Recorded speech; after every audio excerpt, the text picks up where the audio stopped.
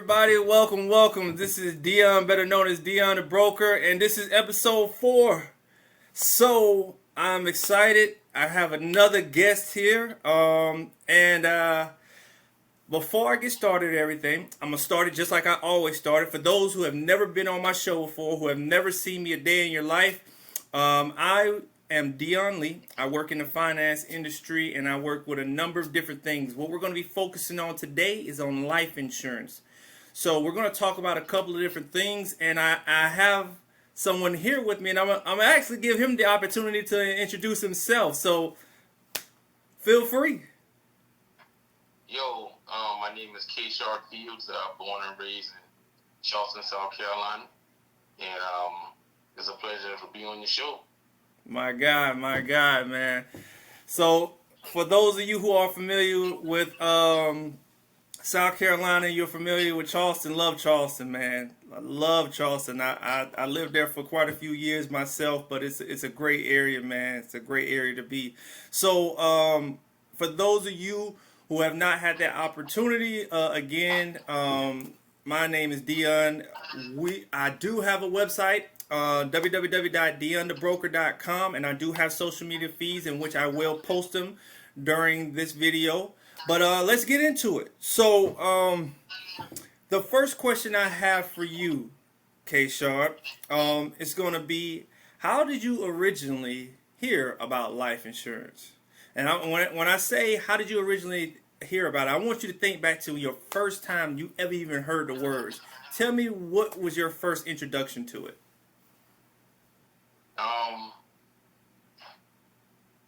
Life insurance.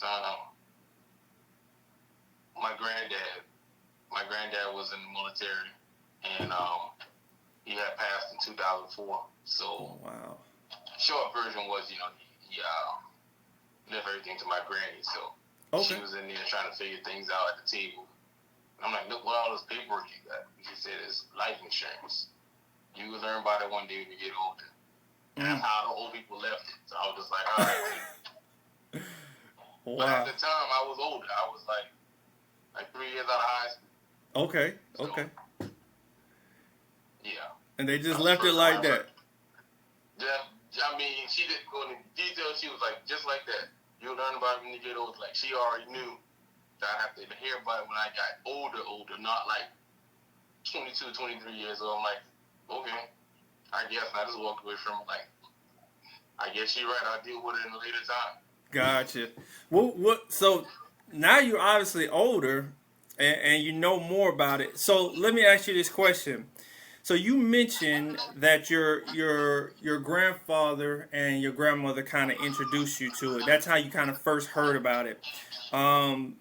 Besides that, since that happened in 2004, did your parents have any family members? Did anybody else have conversations with you about life insurance, and about its importance and things like that? Did you remember any other situation or scenario where it was brought up to you and explained? Explained. My dad, he did a little bit explaining about life insurance. He was always the paper man of the family. If you didn't know anything about your 401k, you took it to him. Mm-hmm. If you didn't know anything about anything that had to do with paperwork in the family, he was the man to go to. But he told us about beneficiaries of 401ks and life insurance, like on his job. But he never really dove into it too much because it was something sensitive to him, because he's like, hey, you're young. You need to enjoy your life and worry about this life insurance stuff later. Just know that you taken care of. That's how he left it. Yeah. So no one really went into the detail of this is why you need to do it. It was just like, don't you worry about it. Just know you're taken care of. Gotcha. And it's crazy that you say that. Like, if I think about it myself, I don't think I ever really remember having those conversations either. I don't think anybody ever even brought it up to me. Like, my mom... You know how they told me? Go ahead. They said, that's grown folks' business. No. When you become an adult and have to prepare, then that will be your time. But right now, at the moment, this is a grown folk stuff. You just, you know, you be young and you continue to do you. And I'm like, okay. That's when I was like, okay, that's how I'm supposed to be then. So be it. Looking back at it, do you wish they had said more? I I wish they did, because unfortunately in 2013, my wife passed. My first wife passed. So Okay. when she had passed, I was nervous, because I was just like, not nervous. I was more scared. Like, man, listen, like, traffic loss, don't know what right now you're going through a grieving process. You feel me? So I didn't know what to do. But had I known then what I know now, when we had gotten married, I would have instantly, put a policy out on her, I got you. So you just said something that's obviously very personal, and that was going to lead into that. Actually, you beat me to my next question. So my next question I have for you is: have you ever had any personal experiences with death, or the loss of a loved one? Right. Yes. And then, my granddad passing, my grandma, she took care of that. So I never had to do anything other than help officiate funeral papers and stuff, and help eulogize remarks on the funeral program. That's it. But as far as my first wife, it was, hey, you the big dog. You got to deal with all this stuff. You got all this stuff in your lap right now. And it was a while, because you got to figure out, do you have this? At that time, I had nothing, I had zero. Mm-hmm. I had no money for plots, funeral, none of that stuff. Mm-hmm. So at that point in time, it went from grieving to worrying. Mm-hmm. Because I didn't know what else to do. And what did I do? Oh, the funeral director, he was just, being inquisitive, asking questions about, okay, where did she work, so on and so forth. And the funeral director said, hey, I work at so-and-so place, and you have zero to worry about. And I'm like, the heck are you talking about? He said, you wrote down this address, said, go there, give them this paperwork, and you're good to go. And I went there, and I gave the lady the paperwork. She gave me a hug, said, sorry for your loss, but I promise you, you have nothing to worry about. And I'm like, thank you, me. You know what I'm saying? Yeah. She showed me all this paperwork, and she showed me some stuff that she couldn't show me directly because it had some info for her mom. Gotcha. So basically, short story, her mom had a policy. She had a policy for her mom, and she had another policy for me. Wow. And I was just like, how in the world, at 31 years old, you thinking like that? You know what I'm saying? 31. You got your mom straight, and you got your husband straight. Wow. And I was blown away. I'm like, okay, well, I can go back to grieving. But at the same time, it was just like, I was still amazed that, hey, beyond the grief, you still making great moves, So that was, and just the funny thing was, she never really told me about it, So to this day, I never understood how she knew what to do as far as the policies and how to spread it out and whatnot. I was just like, okay, well, the funerals and all that stuff is taken care of. That's my biggest concern, because in South Carolina, you can't even bury somebody without having the money up front for the plot. And that plot at that time was $2,700. Now imagine somebody who has zero. Yeah. Now I'm not saying I didn't have zero. I didn't have zero. But imagine somebody who has zero being told during their time of grieving that, hey, if you don't have this money, she ain't going in the ground. Like, he ain't going in the ground at all. So now you're putting off funeral and all this other stuff. Whereas if you had something in place from the jump, you would never have to deal with that stuff. Not unless you got $12,000 saved up someplace. Mm. If you do, it's probably not for something like that. So I wanna touch back on something because you said a lot of stuff. You said a lot of stuff that for somebody who's never dealt with this, you may have went over their head. So the first thing you said that really caught my attention was you said, all right, my first wife, she passed away. And at the time, I didn't have anything. I didn't know what to do. So you went from it sounded like to me you had two major situations. You mentioned one of them. You said, "Hey, I'm trying to grieve. I'm trying to process it in my brain first, which is hard enough by itself." Right? Then you said the second thing I'm trying to figure out is how am I going to bury her? How is she going to get put in the ground? And that's something that people, they don't think about a lot. They don't think about the fact that if this isn't taken care of, this is going to fall back on somebody. And you mentioned, like, I wasn't prepared for it. Right? Right. I mean, I don't think nobody can really prepare for it all the way, right? You can prepare for it, but to actually go through it, it's a whole nother situation, right? It's a whole nother situation. But from what it sounded like to me, and so I'll say this, guys, I know Kshar personally. I knew his wife. I've met her before, and I knew them back when she was living, and they were definitely one of my favorite couples. I'll say that much. From what I knew about him, his wife was a very loving person. So to even hear what he's saying, and I didn't know a lot about him. I'm not going to sit here and act like I did.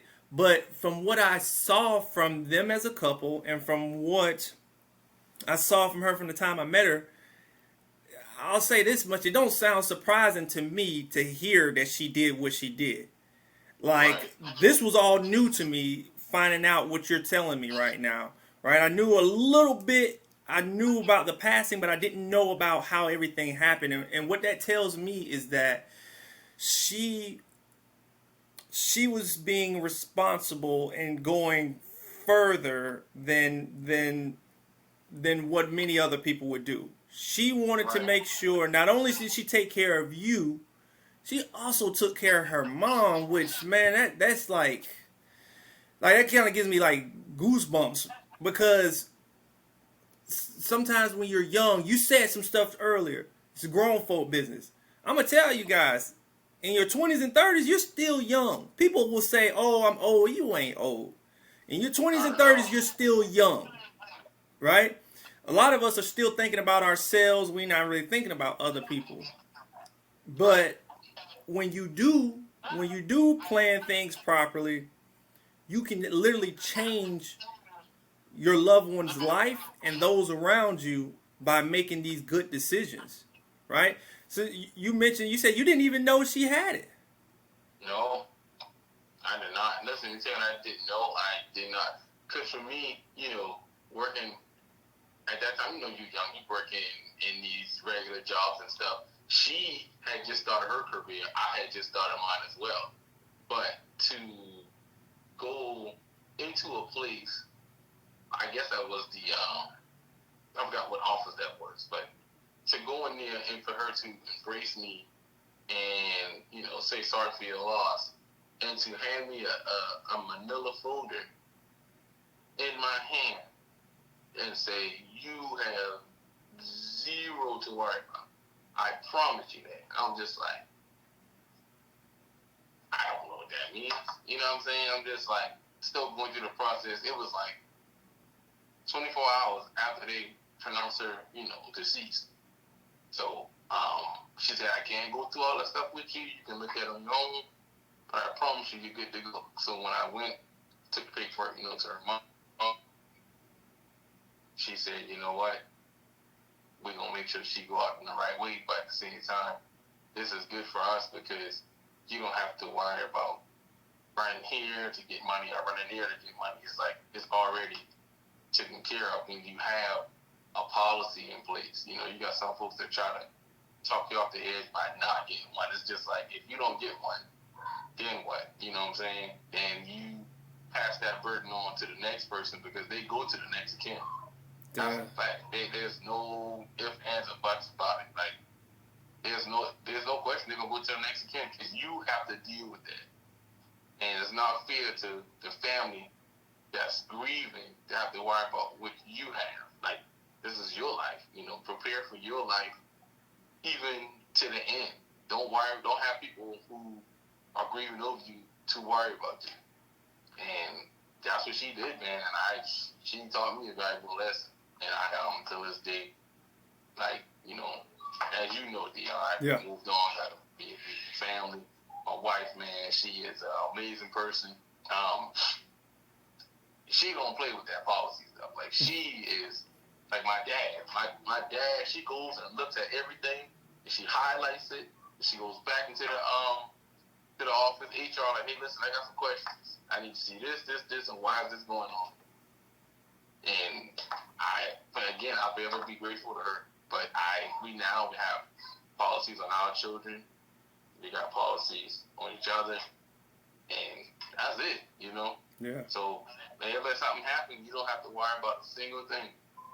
There you go, man. That and Kshar, you're a young man just like I'm a young man. My family is just like how your family is, and what I'll tell you is, you it's crazy because you jump into my next question. I was just going to ask you, what purpose does life insurance now this day serve for you and your family?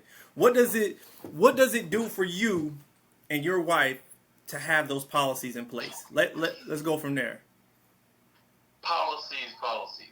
Now I think about it. We got policies on one of our children. We don't have a policy on our youngest, and that's scary because she got acute asthma. You know what I'm saying? Okay. So I told the wife, I said, hey, well, we got to definitely look into that. Because like my mom is 63 years old. Mm-hmm. She hates talking about death. You know what I'm saying? She don't want to talk about it. Nothing. And unfortunately, when it comes down to this type of stuff, nobody wants to talk about it until it happens. And then when it happens, now you want to talk. I'm like, we should have been here 2 years ago. Yeah. But for my wife and I, with the policy, we got to get one on her. But to answer your question, it is vital, man. Like, and the sad thing about it is you got folks out here that'll say, well, my dad ain't going, oh, well, y'all just deal with it. Yeah, that. Like, really? Like that's what we're doing now. We're just passing burdens on even in the afterlife. Don't do that, man. Yeah. Pay the money every month, find you somebody that's going to be, a living trust or whoever it is, somebody that's going to help. Oh, I thought you was about to say an agent. I'm sorry, I apologize. I did not mean to cut you off. I thought you was about to say, find you an agent. I just kind of like, I'm sorry. I apologize. No, come on, man. You're not. I'm sorry. It's a shameless plug. It's a shameless plug. I'm sorry. You got people that don't understand that you have to, man. Like, there is. When you receive a loss, ain't nothing worse than receiving a loss and then having to worry about where this money coming from. Yeah. For funeral expenses. I know of some people that tell me, cremate me. I don't need all that fancy stuff. I was like, okay, I get that, but money still got to come from somewhere. True. And these cremation places getting smarter and smarter because now they're starting to realize that people are doing it more and more. So they're going to go up, and unfortunately, for another 10, 15 years, they're going to be right there with funeral expenses. Yeah, so no telling. You still got to have something in place. Yeah. So it's vital, dog. You got to have insurance. You got to have a life insurance. You got to. Yeah. It's just, you have to have it. I highly recommend it. Not unless you a millionaire out here. Yeah, that part. I don't know. I ain't a millionaire. I'm rich. I'm rich with family, and I'm rich with a little bit of finance. But as far as like being a millionaire, yeah, if I can drop 20 grand for a funeral, then no, I don't have that. Yeah, so, yeah. You gotta have that policy, bro. You got to, man. You Yeah, man, I would agree with you. It's just so crazy to. So for you guys who are watching this video, this gentleman here has dealt with it. He's dealt with it because he's seen it, meaning he's seen loved ones, and then he's dealt with it with the passing of his own, um, of his own first wife, and Lord rest her soul. You know, the right things were put in place. He can be able to stand in front of you guys today and tell you life insurance is not, it's not fraud, it's not fake, it's not, a lot of people will run away from things that they don't understand. And what happens is you might have a family member or two who does know a little bit about it, but they may not think to tell you about it. And it's just because that's how it is. You said some things that were, man, I've heard it so many times. You'll hear somebody say, "Oh, my mom got that stuff," but they never explained it to them. They never explain how it works.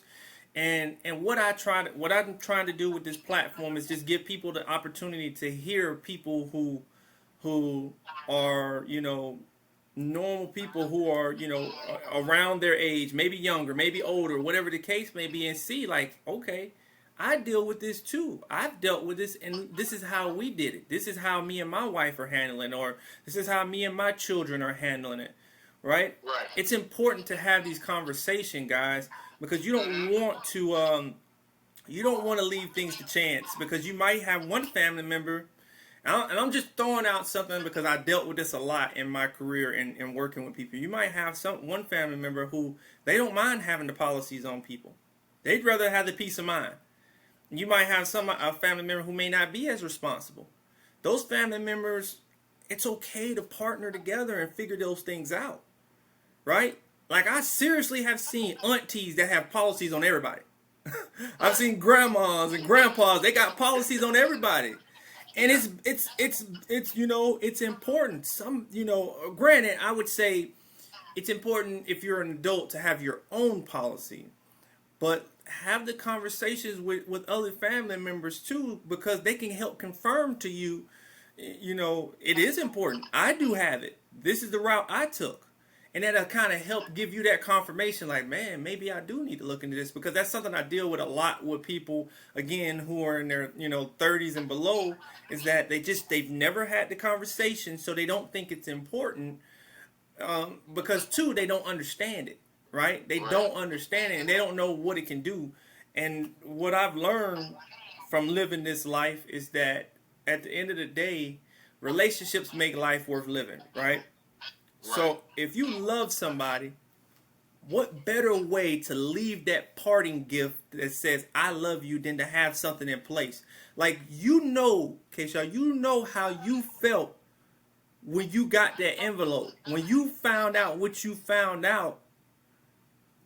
Like, what did it make you think to yourself? Like, I know you had somebody that told you, like, hey, look, you probably taken care of, but when you actually saw it, you had it in your hand, you can read it and you can see it. Like, what was your thought?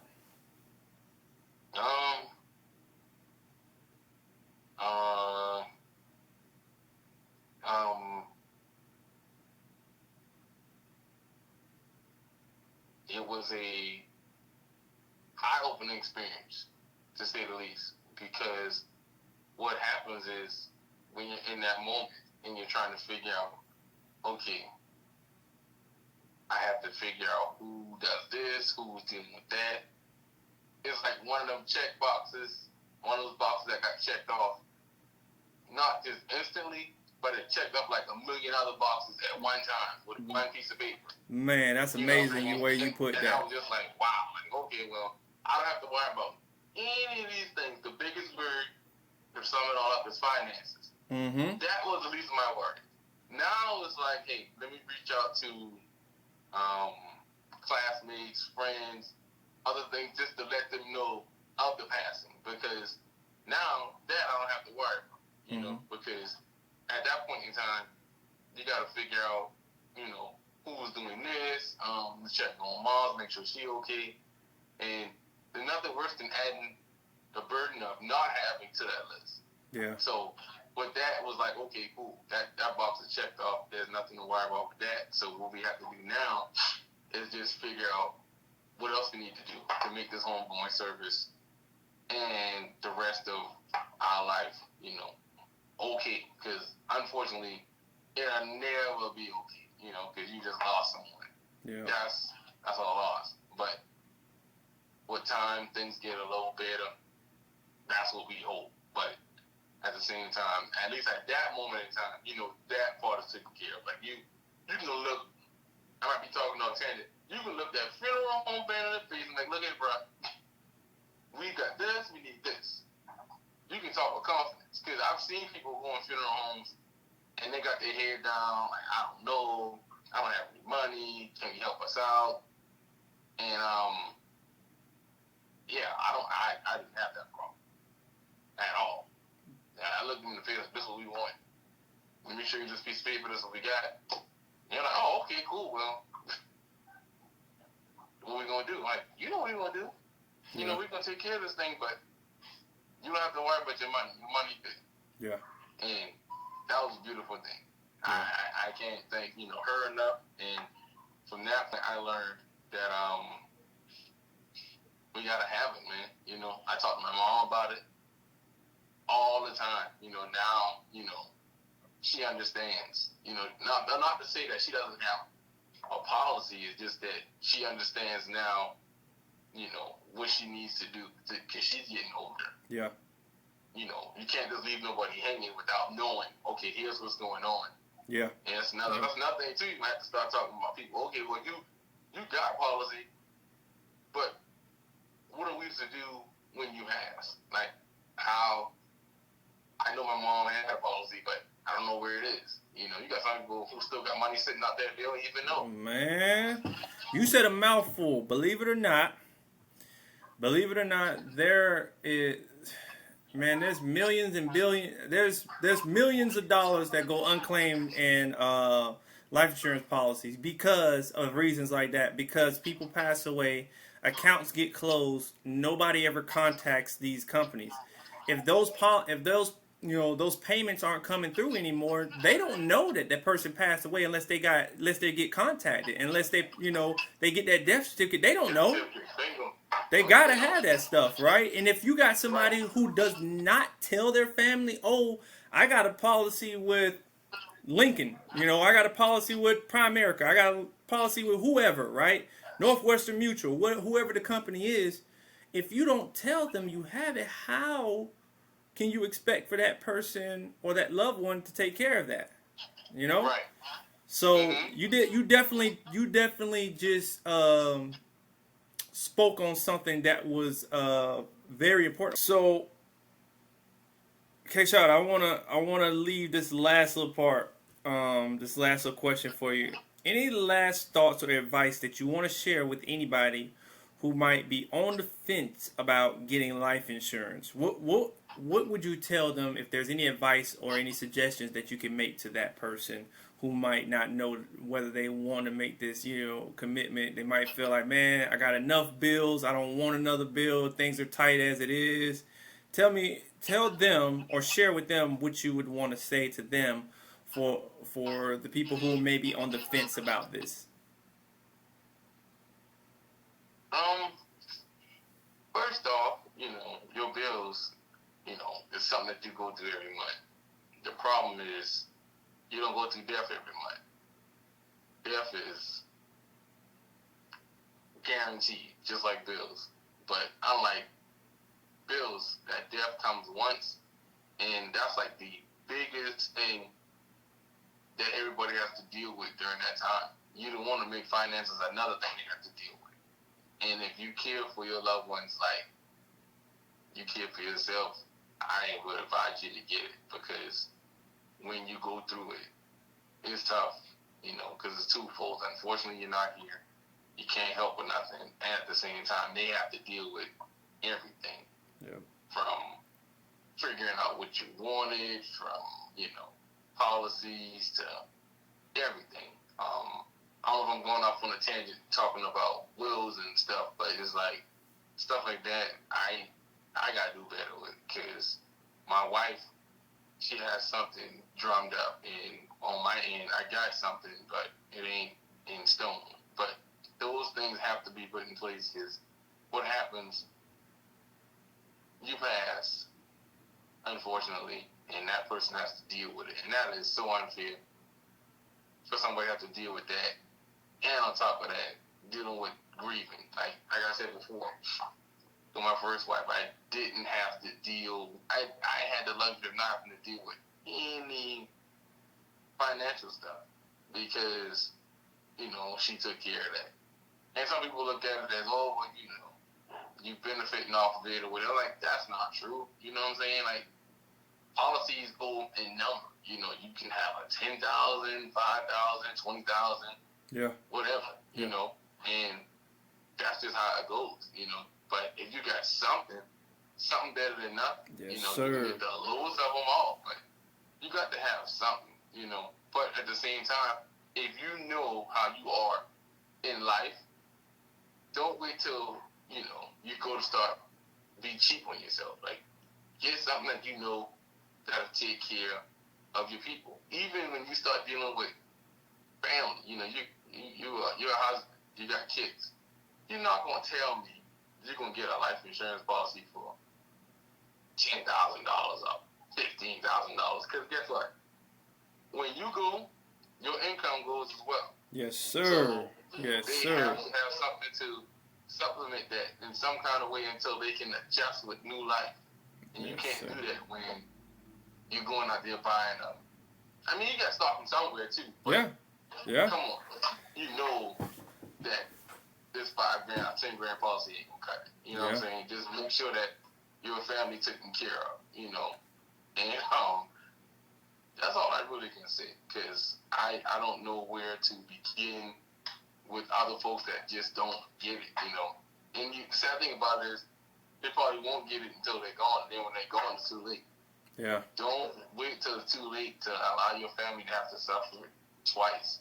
Yeah. You know, let them enjoy, you know, being financially free of certain things. Because I've seen it firsthand where we had to deal with a family member that passed, and they had zero. When I say zero, and you got people going through folders trying to figure out what did they have, what they didn't have, and you scramble up all these policies, putting it together, and it worked. But at the same time, it's like you don't want them to have to go through that.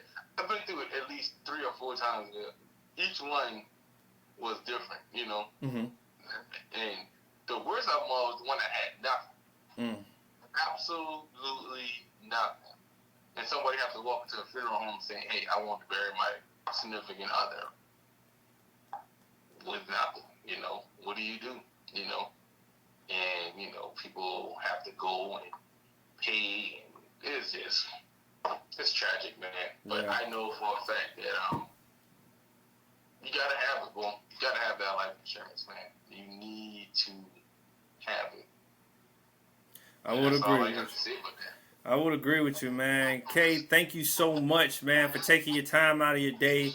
I really hope that for anybody who's never seen my show before, who's never met anybody who's dealt with it, you heard a story firsthand. I've seen some stuff, man. I too have seen stuff. I too have witnessed situations where if they would have even, like, literally, if they would have had anything, it would have made the situation better, right? Anything. And you know, you got people who don't have nothing, and you see families literally get torn apart. They get torn apart because of this, because now they're trying to figure it out. They're grieving, and they're trying to figure out finances. The two main reasons people get life insurance, guys, if you didn't notice already, I'm going to tell it to you right now really quick before we jump off. People get life insurance to take care of debt. Okay? So, like, you got a house, you got cars, you got things you're paying on, they get it to take care of debt. And then they also get it for income replacement, which he already said. He didn't even know I was going to say that.